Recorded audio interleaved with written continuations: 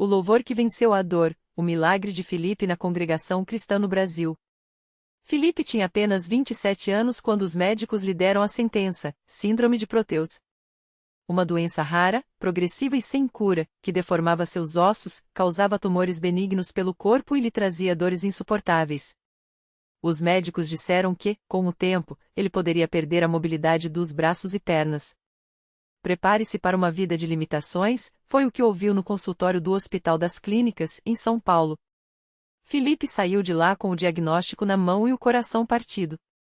Como um jovem que sonhava em ser mecânico, trabalhar com as mãos e sustentar sua mãe viúva, aquela notícia foi como uma facada. As dores começaram a piorar. Primeiro, eram incômodos nos joelhos. Depois, inchaços estranhos nas mãos, que ficavam deformadas ao final do dia. Os tumores cresciam devagar, mas sem piedade. Filipe tentava esconder das pessoas, usando blusas de manga longa mesmo no calor de Guarulhos, onde morava. Mas a mãe, Dona Maria, percebia tudo. Via o filho se trancar no quarto para chorar, ouvia os gemidos de dor à noite.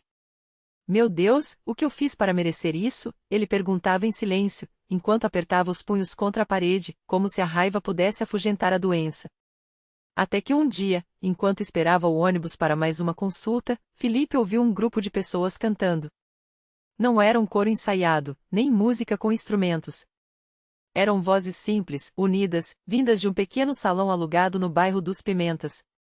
Curioso, ele se aproximou e ficou parado do lado de fora, ouvindo. Os irmãos cantavam a Jesus, amado Salvador, escuta a minha oração, com uma fé que parecia brotar do peito. Não havia banda, nem palmas, nem shows. Só pessoas vestidas com modéstia, homens de camisa social e gravata, mulheres com saias longas e cabelos presos, todos com os olhos fechados, como se estivessem falando diretamente com Deus. Filipe não era de igreja. Sua mãe, sim, tinha sido criada na congregação cristã no Brasil, mas depois que o pai faleceu, ela havia se afastado. Ainda assim, algo naquele canto tocou. Ele entrou sem ser notado e sentou-se no fundo. O ancião, um homem de cabelos brancos e voz serena, dirigia a reunião com uma Bíblia na mão. Irmãos, hoje vamos orar pelos enfermos, pelos que sofrem no corpo e na alma, disse ele. Filipe sentiu o coração acelerar. Quando o ancião pediu que quem precisasse de oração se levantasse, ele hesitou. Mas então, como se uma força o puxasse, ele se pôs de pé, trêmulo. Os irmãos não fizeram alarde. Não houve gritos, nem coros de glória a Deus forçados. Apenas silêncios respeitosos e mãos estendidas em oração. Uma irmã de idade, com um lenço na cabeça, se aproximou e colocou a mão em seu ombro. Filho, Deus ouve o clamor dos que sofrem. Não desanime, sussurrou. Filipe não conseguiu segurar as lágrimas. Quando o ancião orou por ele, pedindo a Deus que o tocasse naquele corpo com sua mão poderosa, Filipe sentiu algo estranho, uma paz que não vinha dos remédios, nem da esperança médica. Era diferente. Era como se alguém tivesse acendido uma luz dentro dele. Nos dias seguintes, Filipe voltou. Não por obrigação, mas porque sentia que ali havia algo real. Os irmãos não lhe prometeram cura imediata, nem lhe deram falsas esperanças. Apenas diziam: confie em Deus e persista na oração. Ele começou a participar das reuniões de quarta e domingo, ouvia os hinos cantados à capela, observava a simplicidade daqueles cultos onde não havia holofotes, nem pregadores famosos, só a palavra de Deus e corações sinceros. Um domingo, após a Santa Ceia, aquele momento solene em que os irmãos partilhavam o pão e o vinho em memória de Cristo, Filipe sentiu uma dor aguda nas costas. Era como se a doença estivesse se espalhando mais rápido. Ele se curvou na cadeira, suando frio. O ancião percebeu e, sem alarde, pediu que os irmãos orassem. Todos se ajoelharam. Filipe ouviu vozes suplicando a Deus, não com palavras bonitas, mas com lágrimas. Senhor, tem misericórdia deste irmão. Tu és o mesmo Deus que sarou os leprosos, que deu vista aos cegos. Tocai-o, Senhor. E então, aconteceu. Não foi um raio, nem um trovo. Foi um calor que começou em suas mãos e se espalhou pelo corpo, como se algo estivesse sendo desfeito por dentro. Filipe abriu os olhos, assustado. As dores haviam sumido. Completamente. Ele moveu os dedos, dobrou os joelhos, tocou o próprio rosto, não havia inchaço, nem rigidez. Os tumores que antes deformavam suas articulações estavam menores. Muito menores.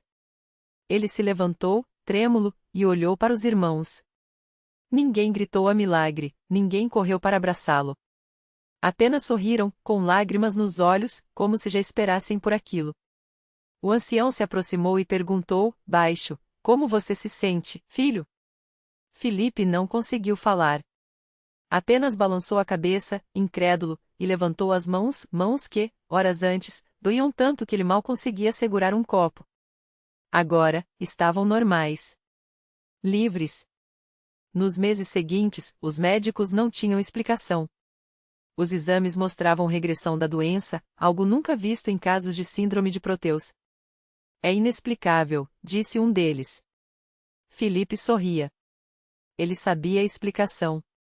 Hoje, Filipe é batizado nas águas da Congregação Cristã no Brasil. Ele não esconde mais as mãos. Trabalha como mecânico, sustenta sua mãe, toda quarta e domingo, está lá, no mesmo salão simples, cantando os hinos sem instrumentos, ouvindo a palavra e testificando, de pé, como muitos outros irmãos fazem. Deus é fiel. Ele não desampara os seus. A lição que Filipe aprendeu não foi só sobre a cura física. Foi sobre a fé que não clama por espetáculo, mas que confia no silêncio de um Deus que age quando menos esperamos. Na Congregação Cristã no Brasil, ele encontrou o que muitos procuram em vão, uma fé pura, sem interesses, onde o milagre não é anunciado com trombetas, mas vivido com gratidão. E onde, no meio de irmãos humildes e sinceros, Deus ainda fala, às vezes, através de um canto simples, outras, através de uma dor que some sem aviso. Porque, afinal, os maiores milagres não são aqueles que o mundo vê, mas aqueles que transformam uma vida de dentro para fora. E Filipe sabe disso muito bem. Quando Filipe voltou para casa naquela noite, depois do culto, sua mãe o esperava na porta com os olhos cheios de lágrimas. Não eram lágrimas de dor, mas de alívio, de gratidão. Ela o abraçou forte, como se quisesse ter certeza de que aquele momento era real. Meu filho, eu sabia que Deus não ia te abandonar, ela sussurrou, enquanto as mãos dela tremiam ao tocar a coluna de Filipe, agora livre daquela dor que por tanto tempo o havia acompanhado. Os dias seguintes foram de descoberta. Filipe acordava pela manhã e, antes mesmo de abrir os olhos, movia os dedos dos pés, dobrava os joelhos, esticava as costas, tudo sem aquele pontada que antes o fazia segurar a respiração. Ele olhava para o teto e agradecia. Não com palavras bonitas ou rezas decoradas, mas com um coração cheio, obrigado, Senhor. Só isso. Sua mãe, que sempre havia sido uma mulher de fé, agora via essa fé se multiplicar. Ela contava para todo mundo na vizinhança, no mercado, na parada de ônibus. Meu filho foi curado. Não foi médico, não foi remédio, foi Deus. Alguns ouviram com ceticismo, outros com esperança, mas muitos vieram até Filipe só para ver com os próprios olhos. Ele não se importava em mostrar. Afinal, não era glória para ele, mas para aquele que o havia levantado. E foi assim que, uma tarde, um homem chamado João batendo à sua porta. João era pai de um menino de 10 anos, Lucas, que nasceu com uma deficiência nos pés e nunca havia conseguido andar sem muletas. Ele tinha ouvido os relatos da cura de Filipe, embora fosse de outra religião, veio com o coração aberto. Eu não sei muito dessas coisas de igreja, mas se Deus curou você, talvez ele possa ajudar meu filho também, disse, com a voz embargada. Filipe não hesitou. Ele convidou João para ir com ele no próximo culto. Lá, a gente ora. E Deus ouve. Não prometeu nada, não fez show, só estendeu a mão, como alguém que já tinha experimentado a bondade de Deus e queria compartilhar. No domingo seguinte, João chegou à Congregação Cristã no Brasil com Lucas no colo. O menino olhava tudo com curiosidade, enquanto os irmãos os recebiam com sorrisos e um carinho que não tinha interesse por trás. Quando começou a oração, Filipe se ajoelhou ao lado deles. Não gritou, não fez cena, só orou, com a mesma simplicidade com que havia sido curado. Senhor, o Senhor sabe o que esse menino precisa. Se for da tua vontade, toca nele, como o Senhor me tocou. O silêncio que se seguiu foi tão profundo que dava para ouvir a respiração de cada um. Então, sem aviso, Lucas mexeu os pés. Primeiro foi só um tremor, depois um movimento mais firme. João segurou o filho pelos braços, e o menino, com lágrimas escorrendo, tentou se levantar. As muletas caíram no chão com um barulho seco. E Lucas deu os primeiros passos, trêmulos, incertos, mas seus. A igreja inteira explodiu em lágrimas e louvores. Não havia banda, não havia holofotes, não havia ninguém filmando para postar nas redes. Só tinha um Deus que, mais uma vez, escolheu se revelar no lugar onde menos se esperava, entre pessoas simples, que não buscavam fama, só a ele. João, que tinha chegado cheio de dúvidas, saiu daquele lugar com uma certeza: não era questão de religião, era questão de Deus. E naquele dia, ele e Lucas não voltaram sozinhos para casa, levaram consigo uma fé que nenhum argumento do mundo poderia abalar. Filipe, ao ver aquilo, entendeu ainda mais o que o pastor sempre dizia: o milagre não é para nós. É para que outros creiam. Sua cura não tinha sido só para ele. Era uma semente. E agora, naquela pequena congregação, brotavam frutos que nem ele poderia imaginar. Porque quando Deus age, ele não faz pelas metade. E quando ele escolhe um lugar para derramar suas bênçãos, não é à toa. É para que muitos vejam, muitos creiam e muitos digam, como Filipe aprendeu a dizer todos os dias: Deus é fiel. Sempre. Na semana seguinte, a notícia da cura de Filipe se espalhou como fogo na palha seca. Não foi preciso nem mesmo que lhe contasse, as pessoas viam com os próprios olhos. O homem que antes mal conseguia se arrastar até a igreja agora subia os degraus do altar com passos firmes, os olhos brilhando de uma alegria que não vinha deste mundo. Alguns, incrédulos, chegavam perto para tocar suas pernas, como se precisassem confirmar com as próprias mãos que aquilo era real. E Filipe, sorrindo, só dizia: não fui eu. Foi Jesus. Foi então que Maria, uma senhora que morava há anos na mesma rua da igreja, resolveu entrar pela primeira vez. Ela carregava uma dor que ninguém via, o diagnóstico de um câncer em estágio avançado, que os médicos já tinham desistido de tratar. Vim porque não tenho mais nada a perder, confessou ao pastor, com a voz trêmula. Mas dentro dela, uma pequena chama de esperança ainda ardia. Talvez, só talvez, aquele Deus que tinha curado Filipe pudesse olhá-la também. O culto daquele domingo foi diferente.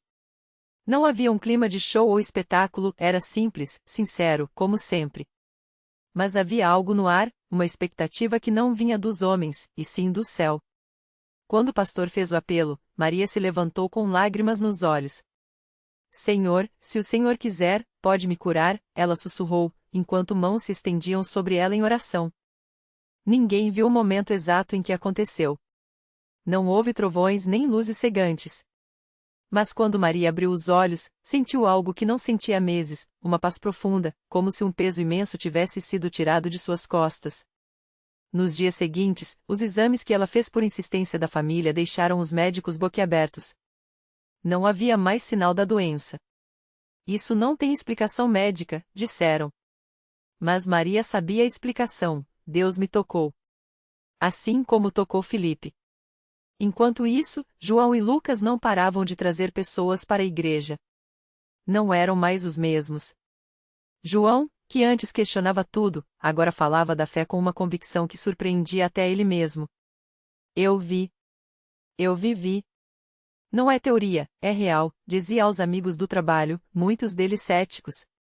Alguns vinham só para discutir, mas acabavam ficando quando viam as vidas sendo transformadas ali, naqueles bancos simples, sob a presença de um Deus que não faz acepção de pessoas.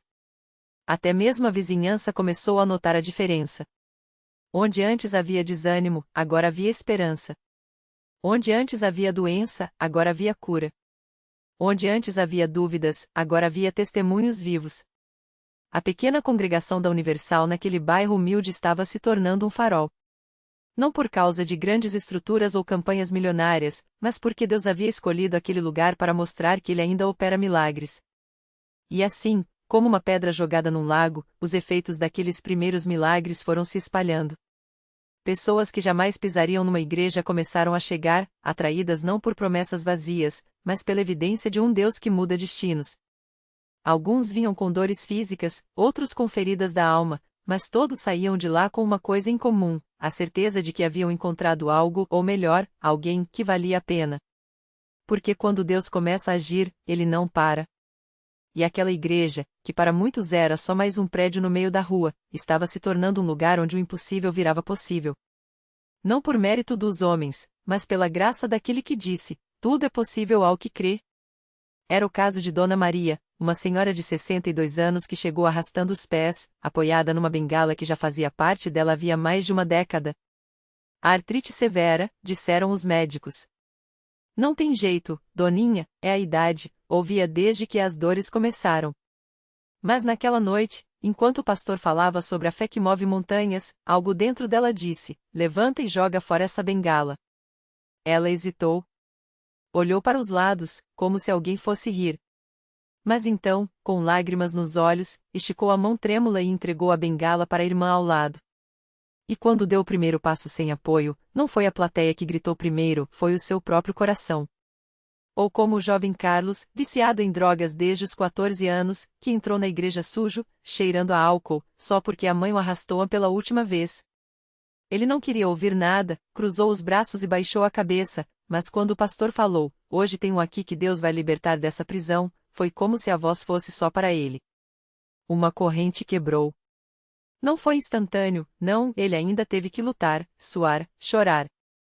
Mas naquela noite, pela primeira vez em anos, ele sentiu algo mais forte que a vontade da droga, um amor que não o julgaria, só o abraçaria. E assim, os testemunhos se multiplicavam. A moça que descobriu que o câncer havia sumido nos exames. O homem que, depois de 15 anos desempregado, recebeu 3 propostas de trabalho na mesma semana. O casal que chegou à beira do divórcio e saiu de mãos dadas, os olhos brilhando como no primeiro dia. Não eram coincidências. Eram sinais. Deus estava escrevendo uma história ali, e cada vida transformada era uma página desse livro sagrado. Claro que nem tudo era fácil. Havia quem duvidasse, quem falasse por trás: isso é emocionante, mas e daqui a um mês? Ou a mais fake news. Mas as pessoas que tinham sido curadas, libertas, restauradas, não ligavam para os céticos. Elas sabiam a verdade no corpo, na alma, no bolso, no lar. E voltavam. Sempre voltavam. Porque ali, entre aquelas 4 paredes, elas tinham encontrado algo que o mundo não podia oferecer, esperança que não decepciona. E a igreja crescia. Não por campanhas de marketing ou pastores famosos, mas pelo boca a boca daqueles que não podiam calar o que tinham visto. As cadeiras viraram bancos, os bancos viraram arquibancadas, e logo foi preciso alugar um galpão maior. Mas a essência permanecia a mesma, um lugar onde Deus ainda falava. Onde o óleo da unção não secava. Onde cada reunião era uma nova chance de ver o céu tocar a terra. Até que veio o dia em que uma família inteira entrou pela porta, pai, mãe e 2 filhos pequenos. O mais novo, Lucas, de 7 anos, nasceu com uma paralisia que os médicos chamavam de irreversível. Ele nunca havia dado um passo sozinho. Mas naquela noite, enquanto o pastor orava pelas crianças, o menino, sentado no colo do pai, começou a mexer os pezinhos de um jeito que ninguém nunca tinha visto. Primeiro foi um tremor. Depois, um movimento mais firme. Até que, diante dos olhos atonitos de todos, Lucas deslizou para o chão e, com as perninhas ainda trêmulas, deu os primeiros passos da sua vida direto para os braços da mãe, que caiu de joelhos chorando como se o próprio céu tivesse se aberto. Ninguém saía igual de lá. Porque quando Deus decide agir, Ele não faz pelas metades. E aquela igreja, que um dia foi só um sonho na mente de um homem que creu contra a esperança, estava se tornando um farol. Um lugar onde o impossível não só era possível, era esperado. Porque ali, entre louvores e lágrimas, Deus estava provando mais uma vez que Ele não mudou. Ainda hoje, Ele cura. Ainda hoje, Ele libera. Ainda hoje, Ele faz o que nenhum homem pode fazer. E a história não parava por aí. Porque toda vez que uma vida era transformada, era como se Deus sussurrasse: isso é só o começo. A notícia do milagre de Lucas se espalhou como fogo na palha. Em poucos dias, a pequena casa que servia como templo da Universal naquela comunidade já não comportava tanta gente. Pessoas vinham de todos os cantos, algumas carregando filhos doentes, outras com diagnósticos que os médicos tinham desistido de tratar. Havia quem chegasse apenas para ver com os próprios olhos. Será que era verdade que um menino que nunca tinha andado agora corria pelos corredores da igreja? E lá estava ele. Lucas, com seus olhinhos brilhantes e um sorriso que parecia não caber no rosto, agora subia e descia os degraus do púlpito como se sempre tivesse feito aquilo. A mãe, que antes mal conseguia olhar para o futuro sem chorar, agora segurava o filho no colo e testemunhava com voz firme: Deus não só curou as pernas do meu filho, ele curou o meu coração. Eu não tenho mais medo de nada. Mas o que poucos sabiam era que, enquanto a multidão se maravilhava com Lucas, outra batalha silenciosa estava sendo travada nos bastidores. Dona Maria, uma senhora de quase 70 anos, chegará arrastando os pés, com um diagnóstico de câncer em estágio avançado. Os médicos tinham dado poucos meses de vida. Ela veio sem esperança, só para ver aquele menino que andou. Mas quando o pastor orou por ela, algo mudou. Não foi um raio, não foi um trovão, foi uma paz tão profunda que ela sentiu como se Deus mesmo a tivesse abraçado. Na semana seguinte, os exames surpreenderam até os médicos. Isso não faz sentido, disseram.